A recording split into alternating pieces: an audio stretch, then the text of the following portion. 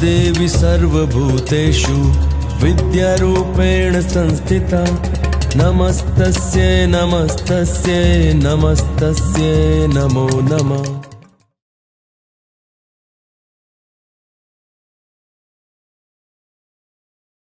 जय स्वामिनारायण मित्रों,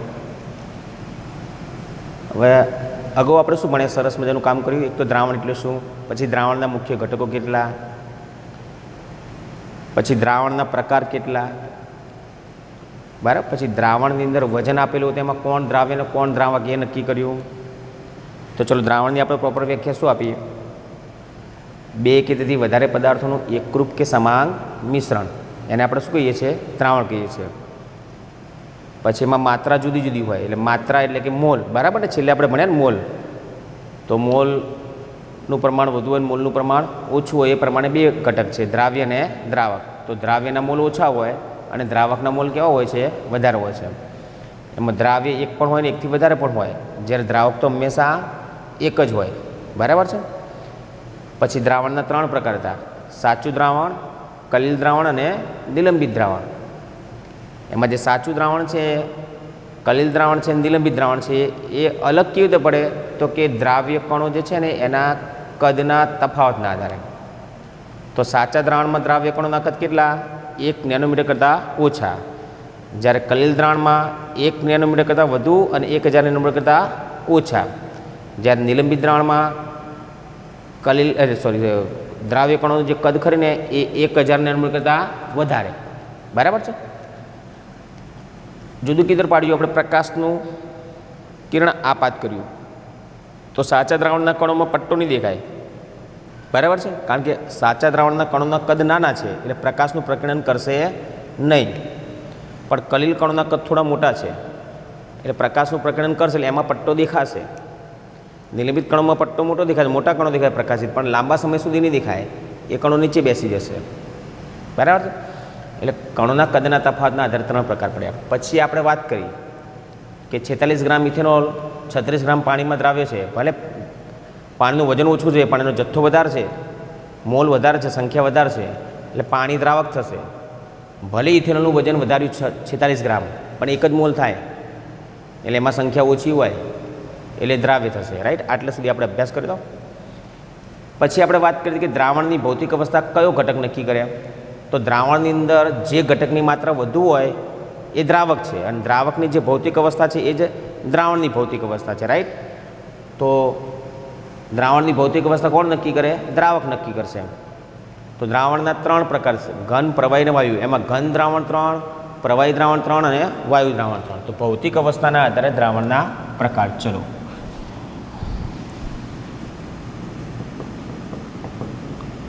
ભૌતિક અવસ્થાના આધારે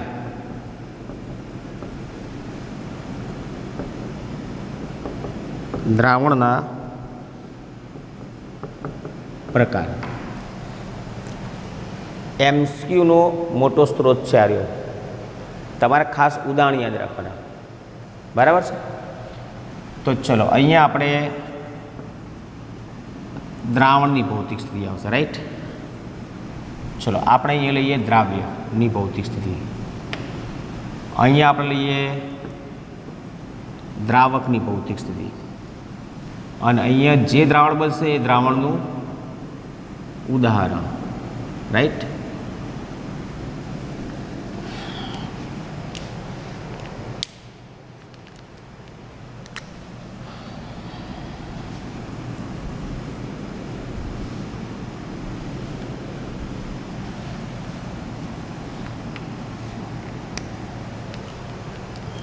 ચલો પહેલાં ઘન દ્રાવણ જોઈએ. ઘન દ્રાવણ, જો દ્રાવણ ઘન હોય તો આ બંનેમાંથી કોણ ઘન? દ્રાવ્ય કે દ્રાવક? હંમેશા ઘન હોય તો દ્રાવક ઘન જ હોય ને, કારણ કે દ્રાવકની ભૌતિક અવસ્થા અને દ્રાવણની ભૌતિક અવસ્થા સમાન હોય એટલે ઘન હોય. દ્રાવ્ય ગમે તે લઈ શકીએ છીએ, ઘન, પ્રવાહી અને વાયુ. તો આ તો ઘન જ હશે, રાઈટ. અને દ્રાવ્ય શું હોઈ શકે? ઘન, પ્રવાહી અને વાયુ. તો ત્રણ દ્રાવણ બન્યા. ચલો આપણે અહીંયા જોઈએ પ્રવાહી દ્રાવણ. પ્રવાહી દ્રાવણ તો દ્રાવણ પ્રવાહી, તો દ્રાવક પણ પ્રવાહી. પ્રવાહી પ્રવાહી પ્રવાહી, રાઈટ. અને દ્રાવ્ય શું હોઈ શકે છે? ઘન પણ હોઈ શકે, પ્રવાહી પણ હોઈ શકે અને વાયુ પણ હોઈ શકે. તો 3 પ્રવાહી દ્રાવણ બન્યા. ઓકે. પછી આપણે જોઈએ વાયુ દ્રાવણ, રાઈટ ને. તો દ્રાવણ વાયુ હોય તો દ્રાવક વાયુ હશે. વાયુ વાયુ અને વાયુ. પણ દ્રાવ્ય શું હોય? તો ઘન પણ હોઈ શકે, પ્રવાહી પણ હોઈ શકે અને વાયુ પણ હોઈ શકે, રાઈટ. ચલો આમાં ઉદાહરણ જોઈએ. ચલો દ્રાવક ઘન છે, તો ઘનમાં તમારે ઘન દ્રાવ્ય ઓગળવાનો છે, એટલે ઘનમાં ઘન. ચલો આપણે આમ એમ નોર્મલ વિચારીએ.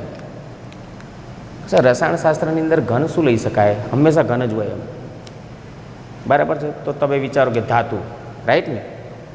તો ધાતુ એ સોલિડ છે, તો ધાતુમાં ધાતુ, ધાતુમાં ધાતુ એટલે મિશ્ર ધાતુ, રાઈટ. એલોય, મિશ્ર ધાતુ. દાખલા તરીકે પિત્તળ, તો પિત્તળ છે ને કોપર અને ઝીંકની મિશ્ર ધાતુ છે. પિત્તળના ઘડા તો તમે ઘરે જોયા જ હશે ને. એમાં ઝીંકમાં કોપરમાં ઓગળેલું છે, તમે જુદું પાડી શકો ના. ચલો તમે શું માનો? સોનું 100% મતલબ જે સોનું છે આમાં થોડું કોપર મિક્સ કરેલું હોય, પણ આપણે જુદું પાડી શકીએ છીએ? નથી પાડી શકતા ને. તો મિશ્ર ધાતુ છે. તો મિશ્ર ધાતુમાં પિત્તળ એક્ઝામ્પલ, ઘણી બધી મિશ્ર ધાતુ છે પાછી, પણ પિત્તળ, કોપર અને ઝીંક. કોપર પણ ઘન છે અને ઝીંક પણ ઘન છે, બરાબર છે. એટલે દ્રાવ્ય અને દ્રાવક બંને ઘન છે. ચલો ઘનમાં પ્રવાહી.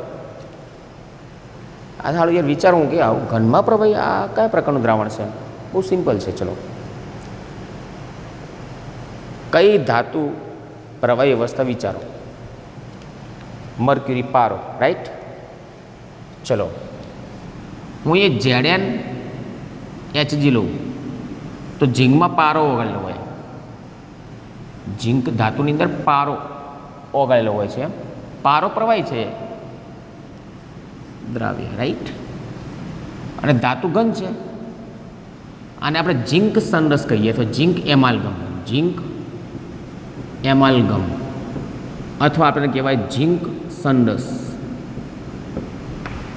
જેમાં દ્રાવક ઘન છે અને દ્રાવ્ય પ્રવાહી છે. ઝીંક સંરસ આવશે. સોડિયમ સંરસ પણ લઈ શકાય છે, બરાબર છે. ઓકે. પછી ઘનમાં વાયુ, એટલે આ હાલ થોડો પ્રશ્ન થાય કે સાહેબ ઘરની અંદર વાયુ, ઘરની અંદર વાયુ, તો ધાતુમાં વાયુ. ચલો આ કોન્સેપ્ટ તમારા માટે બહુ અગત્યનો છે. પહેલાં આપણે જોઈ લઈએ. ચલો સમજવાનો ટ્રાય કરજો. ચલો હું સંક્રાંતિ ધાતુની વાત કરું. સંક્રાંતિ ધાતુ યાनी કે ટ્રાન્સેશન એલિમેન્ટ્સ, એટલે કે ડી વિભાગ. ડી વિભાગના તત્વો છે ને એને સંક્રાંતિ ધાતુ કહેવાય.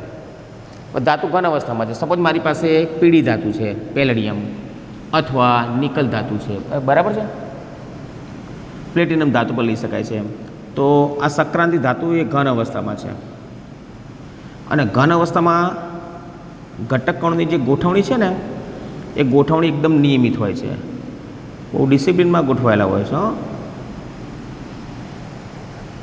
જેમ કે ક્લાસ અવસ્થા એ ઘન અવસ્થા કહેવાય, રિસેસ પડે ને એટલે પ્રવાહી અવસ્થા કહેવાય, અને શાળા છૂટે એટલે વાયુ અવસ્થા, બરાબર છે. તો આ ક્લાસ અવસ્થા છે એટલે ઘન અવસ્થા છે. ઘટકણો એકદમ વ્યવસ્થિત ગોઠવાયેલા છે, બરાબર છે. હવે ઘન અવસ્થાની અંદર જે ઘટકણો ખરે ને, એ ઘટકણોની વચ્ચે ચોક્કસ વ્યાપનો અવકાશ હોય. જીલો ચોક્કસ વ્યાપનો અવકાશ હોય, જેને આપણે આંતરાલીય છિદ્રો પણ કહેવાય. અંતરાલ હોય એટલે આંતરાલીય છિદ્રો પણ કહેવાય. એ જે છિદ્રો ખરી ને એમાં નાના કદના હાઇડ્રોજન પરમાણુ ગોઠવાય, એટલે હાઇડ્રોજન H2 અણુ પણ ગોઠવાય. એટલે પીળી ધાતુમાં H2. હવે આ H2 ખરે ને, H2 એ વાયુ છે, જ્યારે પીળી કોણ છે? ઘન અવસ્થા છે, રાઈટ. તો ઘનમાં વાયુ દ્રવ્ય થયો કે ના થયો? આ બેસ્ટ એક્ઝામ્પલ તમારે આવી ગયું. આ ધ્યાનમાં રાખવા જોઈએ ખાસ બાબત, નોટેડ પોઈન્ટ. ઓકે, તો ઘનમાં વાયુ, તો પીળી ધાતુમાં H2 વાયુનું અધિશોષણ એકદમ બેસ્ટ એક્ઝામ્પલ થઈ ગયું. ઓકે, એટલે H2નું પીળી ધાતુમાં અધિશોષણ. હવે પીળી ધાતુમાં શોષણ લખશો તો પણ તમે ચાલશે. રાઈટ? Okay, complete. તો ચલો, ઘન દ્રાવણ કેટલા થયા? 3 થયા. પણ તમારે યાદ રાખવાનું, જો ઘન તરીકે, દ્રાવક તરીકે આપણે ઘન જ લેવાનું છે. એટલે ધાતુ, તો ધાતુ એટલે ઘનમાં ઘન, તો ધાતુમાં ધાતુ, મિશ્ર ધાતુ પિત્તળ, કોપર અને ઝીંક. પછી ઘનમાં પ્રવાહી એટલે ધાતુમાં પ્રવાહી એટલે ઝીંકમાં મર્ક્યુરી એટલે ZnHd સનરસ. પછી ધાતુમાં વાયુ એટલે પીળી ધાતુમાં H2 વાયુ. રાઈટ? એટલે H2નું પીળી ધાતુમાં શોષણ. ચલો, હવે આ બધું ટોપિક તમારે, અને આંતરાલીય સંયોજનો કહેવાય. આ પૂછાશે પાછું તમારા ડી અને એફ વિભાગના તત્વો જ્યારે આવશે ને ત્યારે એક ટોપિક આવે છે આંતરાલીય સંયોજનો. એમાં કોન્સેપ્ટ આવશે તમારે. ચલો, હવે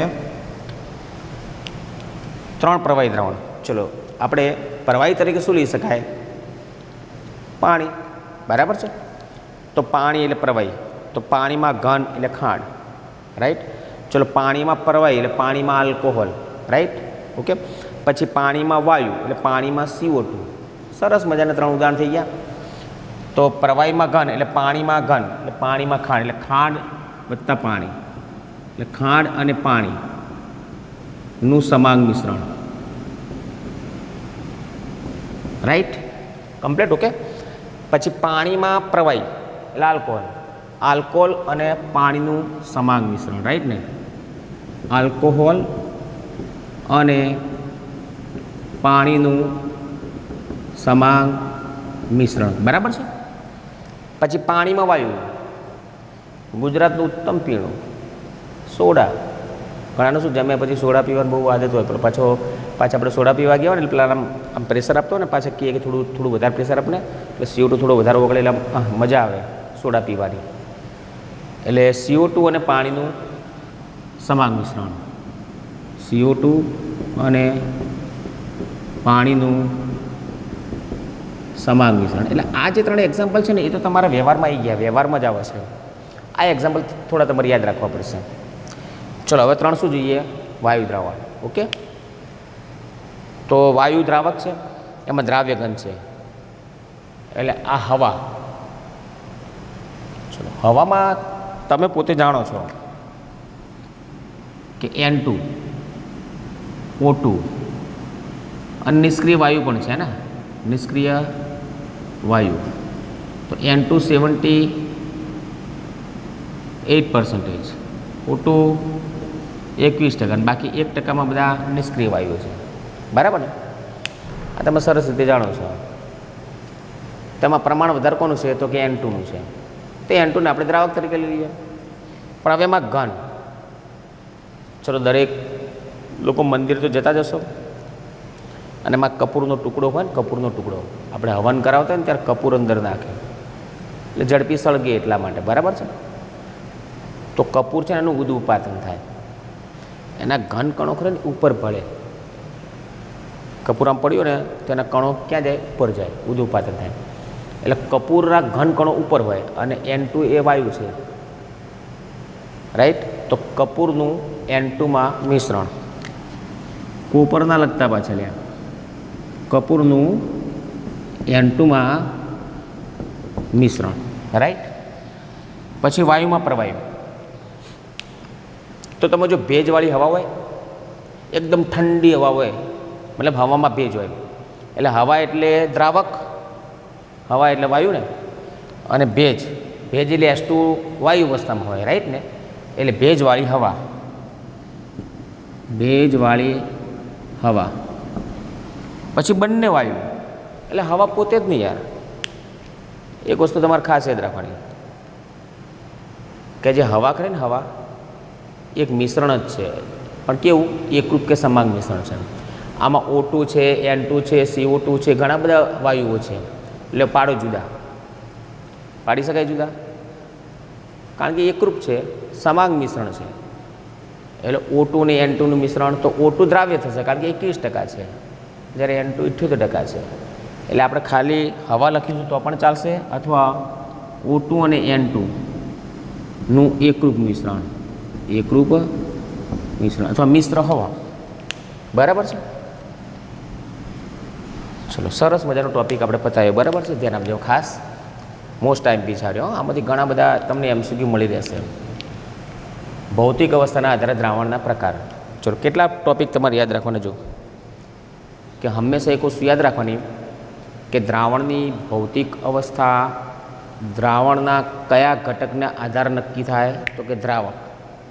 કારણ કે દ્રાવકનો જથ્થો વધુ હોય એટલે દ્રાવકની જે ભૌતિક અવસ્થા હશે એ જ દ્રાવણની ભૌતિક અવસ્થા હશે.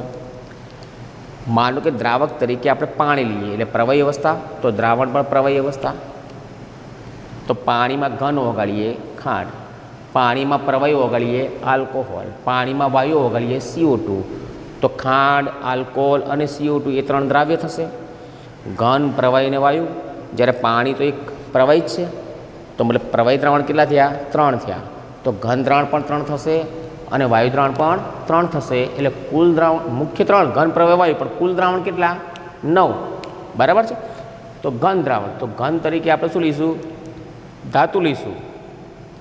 તો ઘનમાં ઘન, ધાતુમાં ધાતુ, મિશ્ર ધાતુ, પિત્તળ, કોપર વત્તા ઝીંક. પછી ઘનમાં પ્રવાહી, તો ઝીંકમાં મર્ક્યુરી, ZnHg સનસ. પછી ઘનમાં વાયુ એટલે પીળી ધાતુમાં H2, H2નું પીળી ધાતુમાં શોષણ. ઓકે. પછી 3 પ્રવાહી દ્રાવણ, તો પ્રવાહી તરીકે આપણે લઈશું પાણી, તો પાણીમાં ઘન, ખાંડ અને પાણીનું એકરૂપ મિશ્રણ.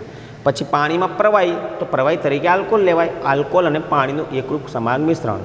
પછી પાણીમાં વાયુ એટલે કે CO2 અને પાણીનું એકરૂપ કે સમાન મિશ્રણ.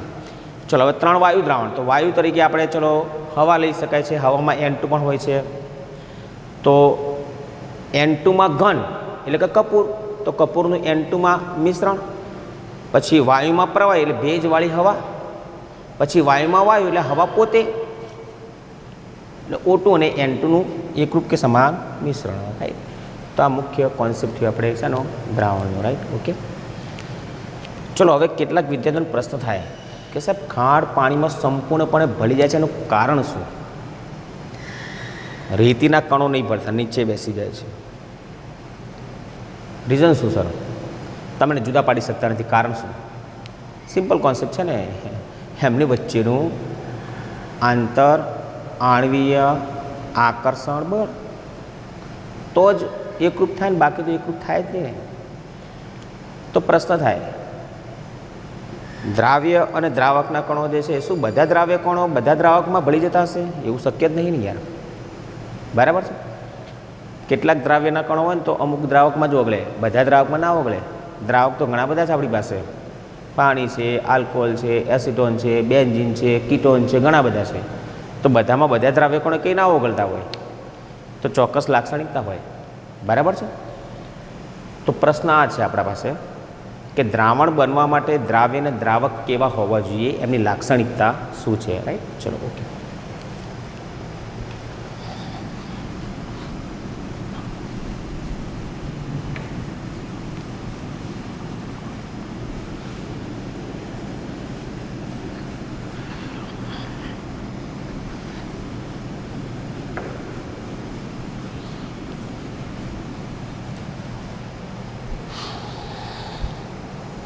થોડું આમ તો કેવું છે, થોડું G-NEET માટે પણ થોડું અગત્યનો કોન્સેપ્ટ છે. તમને ખબર હોવી જોઈએ કે દ્રાવણ ક્યારે બને.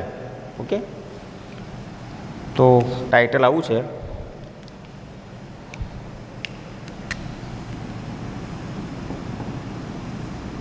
દ્રાવણ બનવા માટે દ્રાવ્ય અને દ્રાવકની લાક્ષણિકતા. બરાબર છે. દ્રાવણ બનવા માટે દ્રાવ્ય અને દ્રાવકની લાક્ષણિકતા. બધા દ્રાવક દ્રાવકમાં ના ઓગળે, એના માટે ચોક્કસ લાક્ષણિકતા હોય. બરાબર છે. આપણે બધા સામાજિક છીએ, મા બાપે દીકરીને 20 વર્ષ ભણાવી ગણાવી મોટી કરી, સારા સંસ્કાર આપ્યા, બરાબર છે? જે તે છોકરા જોડે ના પહેણાવી દે. એમાં છોકરો વ્યવસ્થિત હોવો જોઈએ, સંસ્કારી હોવો જોઈએ, કોઈ વ્યસન ન હોવું જોઈએ, એટલે લક્ષણો જોવામાં આવે. મા બાપ પોતાની દીકરીને કંઈ એમ ના પહેણાવી દે. તો આ બાજુ પણ એવું જ છે કે મા બાપે છોકરાને 21-22 વર્ષ સુધી મોટો કર્યો, સારા સંસ્કાર આપ્યા, સારું એજ્યુકેશન આપ્યું, જેવી તેવી છોકરી જોડે પણ ના પહેણાવી દે. છોકરી પણ સંસ્કારી હોવી જોઈએ, દીકરી પણ. ઘર વ્યવસ્થિત હોવું જોઈએ, દરેકને બોલાવવાની સભ્યતા સારી હોવી જોઈએ, સંસ્કાર હોવો જોઈએ, એજ્યુકેશન સારું હોવું જોઈએ, બરાબર છે? તો જ પોતાના દીકરાને પરણાવશે, બાકી નહીં પરણાવે. એટલે અહીં એવું છે કે દ્રાવ્ય અને દ્રાવકની ચોક્કસ લાક્ષણિકતા હોય ને તો જ એકબીજામાં ભળે, બાકી ના ભળે.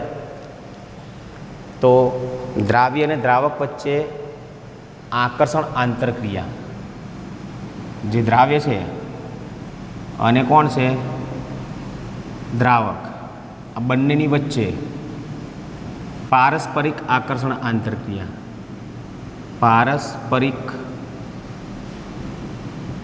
આકર્ષણ આંતરક્રિયા જો પ્રબળ હોય યાनी કે સ્ટ્રોંગ, તો એકरूप के समांग मिश्रण बने. एकरूप के समांग मिश्रण बने એટલે કે શું બને? દ્રાવણ બને. કે સમાંગ મિશ્રણ એટલે દ્રાવણ. અને જો નિર્બળ હોય યાनी કે વીક હોય, કેવું? નિર્બળ હોય તો एकरूप के समांग मिश्रण न बने, એટલે કે દ્રાવણ ન બને, બરાબર છે? દ્રાવ્ય અને દ્રાવક વચ્ચે પારસ્પરિક આકર્ષણ આંતરક્રિયા જો સ્ટ્રોંગ હોય, એકદમ પ્રબળ હોય, તો જ એકરૂપ કે સમાંગ મિશ્રણ બનશે, તો જ દ્રાવણ બનશે, બાકી દ્રાવણ બનશે નહીં. પણ જો પારસ્પરિક આકર્ષણ આંતરક્રિયા નિર્બળ હોય એટલે એકરૂપ ના બને, समांग न बने, मतलब द्रावण ना बने. तो सादी भाषा में द्राव्य ने द्रावकना कणों वच्चे पारस्परिक आकर्षण आंतरक्रिया जवाबदार है. जो प्रबल हो तो ज एकरूप के समांग मिश्रण बनशे, तो ज द्रावण बनशे, बाकी द्रावण बनशे नहीं. मतलब छोकरो विचार के सर एनो मतलब तमे एवुं कहेवा मांगो छो खांड अने पाणी वच्चे आकर्षण आंतरक्रिया प्रबल छे. हाँ छे प्रबल, एटले तो द्रावण बने छे. आल्कोहोल ने पाणी वच्चे आकर्षण आंतरक्रिया केवी छे? प्रबल छे. CO2 ने पाणी वच्चे आकर्षण आंतरक्रिया केवी छे? प्रबल छे. कोपर अने झिंक वच्चे आकर्षण आंतरक्रिया केवी छे? प्रबल छे. बराबर है? O2 ने N2 वच्चे आकर्षण आंतरक्रिया केवी छे? प्रबल है. तो ज द्रावण बने, बाकी द्रावण बने नहीं. बराबर है? तो द्रावण बनवा माटे आ तो मैं तमने एक बात करी कि द्राव्य ने द्रावक एकरूप समांग मिश्रण बने ए माटे जवाबदार परिबळ कयुं? तो कि पारस्परिक आकर्षण आंतरक्रिया. जो पारस्परिक आकर्षण आंतरक्रिया प्रबळ तो ज द्रावण बनशे, बाकी द्रावण बनशे नहीं. तो एवा कया द्रावक छे, एवा कया द्रव्य छे कि जेमनी वच्चे आकर्षण आंतरक्रिया जे छे ने प्रबल है? तो लाक्षणिकता एवी होय तो ज आकर्षण आंतरक्रिया प्रबल है, तो ज द्रावण बनशे. ओके, तो चलो द्राव्य अने द्रावकनी लाक्षणिकता जोईए आपणे.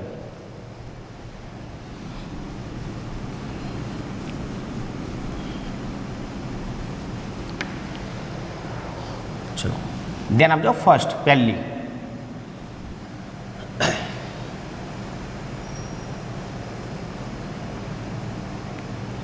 द्राव्य અને દ્રાવકની લાક્ષણિકતા. ઓકે, તો નોર્મલ છે, એકદમ સિમ્પલ ને સોબર કોન્સેપ્ટ છે.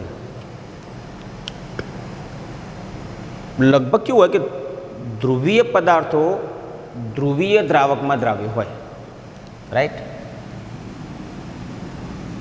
ધ્રુવીય પદાર્થો ધ્રુવીય દ્રાવકમાં દ્રાવ્ય હોય. ધ્રુવીય દ્રાવકમાં દ્રાવ્ય થાય. ધ્રુવીય પદાર્થો ધ્રુવીય દ્રાવકમાં દ્રાવ્ય થશે. હવે પ્રશ્ન થાય કે સાહેબ ધ્રુવીય એટલે શું? તો જરા ધ્યાન આપજો ખાસ. ધ્રુવીય પદાર્થ એટલે શું? આમ તો જો કે તમે 11 સાયન્સમાં બહુ સરસ મજાનો અભ્યાસ કરી ચૂક્યા છો, પણ છતાં હું તમને એક એક્ઝામ્પલ તમને આપી દઉં. કોઈ પણ અણુ હોય ને, અણુ એ અણુની અંદર જે પરમાણુઓ એ પરમાણુની વિદ્યુત ઋણતા વિદ્યુત ઋણતા એમાં તફાવત હોવો જોઈએ. જો વિદ્યુત તફાવત હોય ને તો જ એ અણુ ધ્રુવીય કહેવાય, એટલે કે ધ્રુવીય પદાર્થ કહેવાય, બાકી ના કહેવાય. દાખલા તરીકે હું ચલો તમને HClની વાત કરું. આ HCl, તો આ HCl એક અણુ છે, રાઈટ. એમાં H અને Cl બંનેની વિદ્યુત ઋણતા સમાન નથી, યાની કે જુદી જુદી છે. એમાં Clની વિદ્યુત ઋણતા વધારે છે, વધુ વિદ્યુત ઋણીય, જ્યારે Hની વિદ્યુત ઋણતા કેવી છે? ઓછી છે. હવે વિદ્યુત ઋણતા એટલે શું? તો આ બંધ છે એમાં 2 ઇલેક્ટ્રોન હોય છે. વિદ્યુત ઋણતા એટલે આ બંધના ઇલેક્ટ્રોન યુગ્મ પ્રત્યેનું આકર્ષણ. એટલે વિદ્યુત ઋણતા એટલે આકર્ષણ કોના? ઇલેક્ટ્રોનને આકર્ષે, રાઈટ. ઇલેક્ટ્રોનને આકર્ષવાની ક્ષમતા.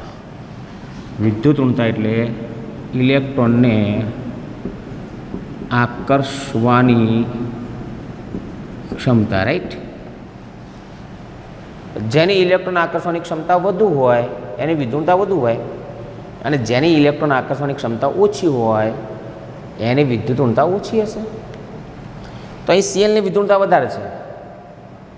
મતલબ શું? કે બંધના ઇલેક્ટ્રોન યુગ્મ પ્રત્યે આ Cl ના કેન્દ્રનું આકર્ષણ વધારે છે, કારણ કે આનું કેન્દ્ર તો ધનભારિત હોય ને યાર.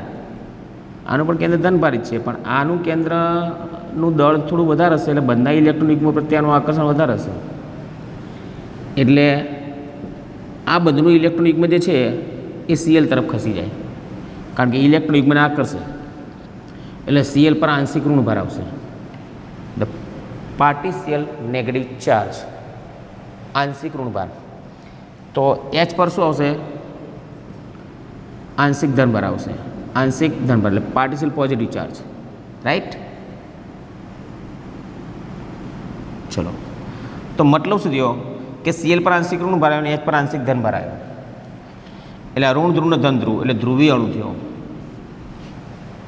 રાઈટ. આને આપણે ધ્રુવીય અણુ કહેવાશે. તો અણુમાં બંધથી જોડાતા પરમાણુની વિદ્યુત ઋણતામાં તફાવત હોય ને, વિદ્યુત ઋણતામાં તફાવત, તો અણુ હંમેશા ધ્રુવીય જ બનશે. બીજું એક્ઝામ્પલ તમને આપી દઉં. H2O. તો O સાથે કેટલા H છે? 2 H છે, રાઈટ. એમાં એક OH બંધ અને બીજો OH બંધ, બરાબર છે. તો OH બંધમાં ઓક્સિજન અને હાઇડ્રોજન 2 જુદા છે, જુદા જુદા પરમાણુ છે. એમાં ઓક્સિજનની વિદ્યુતતા વધારે છે, એટલે આની વિદ્યુત ઋણતા વધુ છે, જ્યારે Hની વિદ્યુતતા કેવી છે? ઓછી. એટલે ઓક્સિજનની વિદ્યુતતા વધુ હોય તો આ બંધના ઇલેક્ટ્રોન યુગ્મ પ્રત્યે ઓક્સિજનનું આકર્ષણ વધારે હશે, એટલે આ જે બંધનું ઇલેક્ટ્રોન યુગ્મ છે ને ઓક્સિજન પર ખસી જશે, એટલે ઓક્સિજન પર આંશિક ઋણભાર આવશે. પણ કેટલા બંધના ઇલેક્ટ્રોન યુગ્મ ખસે? 2, તો -2 ડેલ્ટા. તો H પર આંશિક ધનભાર આવશે, રાઈટ. એટલે બંધ કેવો બને? ધ્રુવીય બન્યો. તો મતલબ શું? કે પાણી ધ્રુવીય છે. પાણી કેવું છે? ધ્રુવીય છે, કમ્પ્લેટ. HCl પણ ધ્રુવીય અને પાણી પણ ધ્રુવીય, તો બંને ધ્રુવીય છે. માટે બંને વચ્ચે આકર્ષણ આંતરક્રિયા કેવી હશે? પ્રબળ હશે, એટલે કે દ્રાવણ બનાવશે, કારણ કે ધ્રુવીય પદાર્થો ધ્રુવીય દ્રાવકમાં દ્રાવ્ય થાય. Complete, okay. ઘણા બધા એક્ઝામ્પલ છે. દાખલા તમે HC લીધું, બરાબર છે. પછી HF પણ લઈ શકાય, પછી એમોનિયા પણ લઈ શકાય. NH3. જો આમાં Fની વિદ્યુતતા વધારે છે એટલે પણ આંશિક ઋણભાર આવશે, H પર આંશિક ધનભાર આવશે. એમોનિયામાં નાઇટ્રોજન 3 હાઇડ્રોજન છે, રાઈટ. તો Nની વિદ્યુતતા વધારે છે. કેટલા ઇલેક્ટ્રોન યુગ્મ ખસે? 3, તો -3 ડેલ્ટા, અને દરેક H પર પ્લસ ડેલ્ટા. પણ આ NH બંધ કેવો થયો? ધ્રુવીય થયો ને. આ માઇનસ ડેલ્ટા એટલે આંશિક ઋણભાર અને આંશિક ધનભાર, એટલે HF બંધ ધ્રુવીય, HCl બંધ ધ્રુવીય, NH N પર આંશિક ઋણ, H પર આંશિક ધન બંધ ધ્રુવીય. પાણી પણ ધ્રુવીય, એટલે મોટાભાગના ધ્રુવીય પદાર્થો ધ્રુવીય દ્રાવકમાં દ્રાવ્ય હોય છે. એટલે બેસ્ટ એક્ઝામ્પલ મેં તમને આપ્યું. ચલો જરા ધ્યાન આપજો ખાસ, હું ફરીથી એક વખત બોલી જાઉં. ધ્રુવીય પદાર્થો ધ્રુવીય દ્રાવકમાં દ્રાવ્ય હોય. તો પ્રશ્ન તમને તો ધ્રુવીય એટલે શું? તો ધ્રુવીય અણુ કોને કહેવાય? તો બંધથી જોડાતા જે 2 પરમાણુ ખરે ને એમને વિદ્યુત ઋણતામાં તફાવત હોય. વિદ્યુત ઋણતા એટલે ઇલેક્ટ્રોન આકર્ષવાની ક્ષમતા. સપોઝ HClમાં Cl જે છે એ સીએલની વધુ વિદ્યુતતા છે, એટલે કે સીએલ જે છે ને એ બંધના ઇલેક્ટ્રોન યુગ્મને આ કરશે, એટલે બંધનું ઇલેક્ટ્રોન યુગ્મ સીએલ પરમાણુ તરફ ખસશે, એટલે સીએલ પર આંશિક ઋણ ભરાવશે, એચ પર આંશિક ધન આવશે. એચએફમાં એફની વિદ્યુતતા વધારે છે, એટલે બંધનું ઇલેક્ટ્રોન યુગ્મ એફ પર ખસે એટલે આંશિક ઋણ આવશે અને એચ પર આંશિક ધન આવશે. પછી એમોનિયામાં એનની વિદ્યુતતા વધારે છે, એટલે બંધનું ઇલેક્ટ્રોન યુગ્મ એન પર ખસી જાય, એટલે એન પર આંશિક ઋણ આવશે અને એચ પર આંશિક ધન આવશે, એટલે બંધ ધ્રુવી થયો.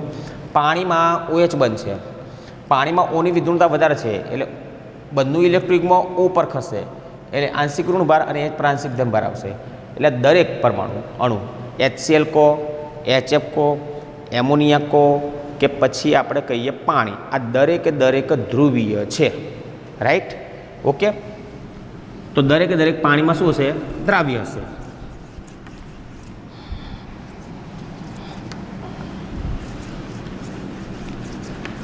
જો દાખલા તરીકે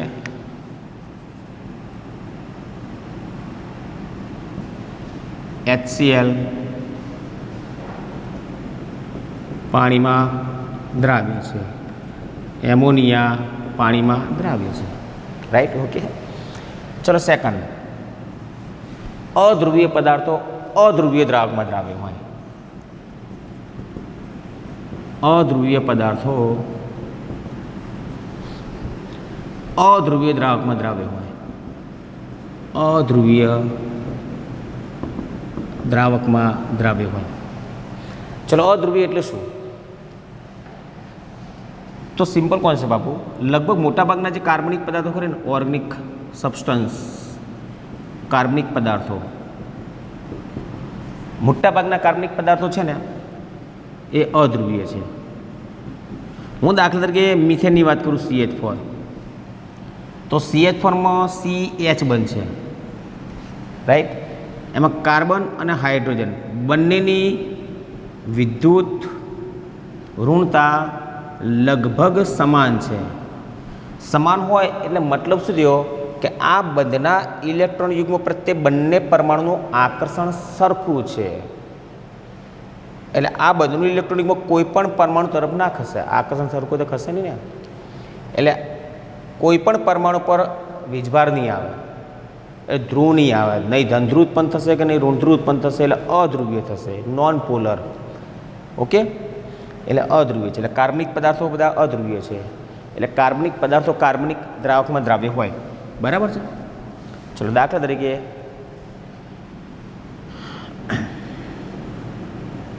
બેન્ઝીન વત્તા ટોલ્યુઇન, બેન્ઝીન વત્તા ટોલ્યુઇન, બેન્ઝીન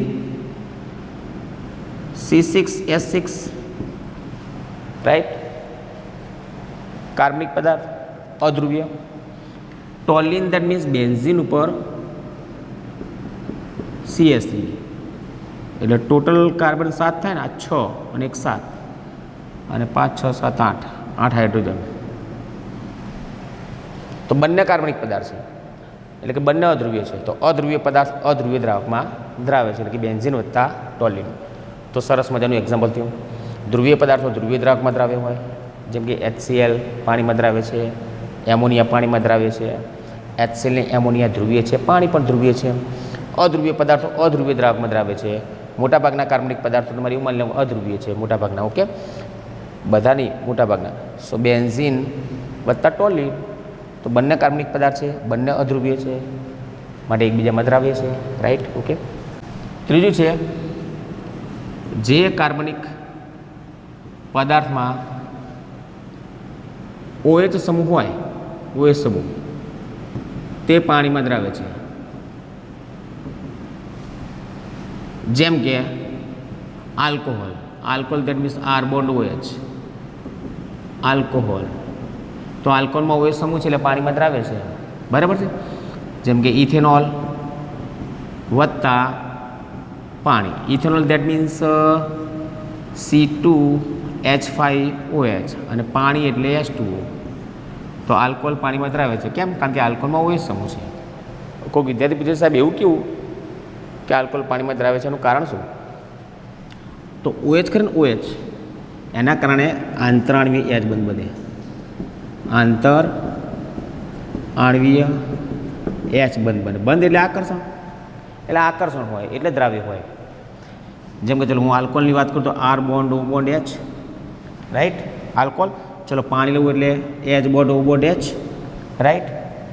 હવે એમાં જે OH છે, OH એ બંધ્રુવીય છે, O પર આંશિક ઋણ અને H પર આંશિક ધન, બરાબર છે. અહીં પણ O પર આંશિક ઋણ, H પર આંશિક ધન, તો આ ધન અને આ ઋણ તો આકર્ષણ હોય એટલે આલ્કોહોલ અને પાણી વચ્ચે આકર્ષણ છે. આને આપણે આંતરાણી વ્યાજ બંધ કહીશું. માટે આલ્કોહોલ પાણીમાં દ્રાવ્ય છે. વિદ્યાર્થી મને પ્રશ્ન કર્યો કે સર ટૂંકમાં તમે એવું કહેવા માગો છો કે OHના કારણે જ આંતરાણી વ્યાજબંધ બને છે? હા, OHના કારણે જ બને છે આંતરાણી વ્યાજબંધ, માટે પાણીમાં દ્રાવ્ય છે. તો સર મતલબ એવો થયો કે જેમ OH સમૂહની સંખ્યા વધુ હોય તો વધુ H બંધ બને? હા, વધુ H બંધ બને તો પાણીમાં દ્રાવ્યતા વધે. તો OH સમૂહની સંખ્યા વધે એમ પાણીમાં દ્રાવ્યતા વધે. એટલે નોર્મલ તમને કહી દઉં, ચલો એ OH ચલે છે પાણીમાં દ્રાવ્યતા. જેમ OH સમૂહની સંખ્યા વધુ હોય એમ પાણીમાં દ્રાવ્યતા કેવી હશે? વધારે હશે. તો તમે જરા મને કહેજો ખાસ, ઓકે. હું એ જે પદાર્થો લખું છું એમાં કોની દ્રાવ્યતા વધારે? ચલો, એક ethanol, right. Second ethylene glycol, right. Third glycerol. ચલો, ત્રણમાં MCQ બહુ અગત્યનો જીનીટ માટે કોન્સેપ્ટ બહુ સારો છે.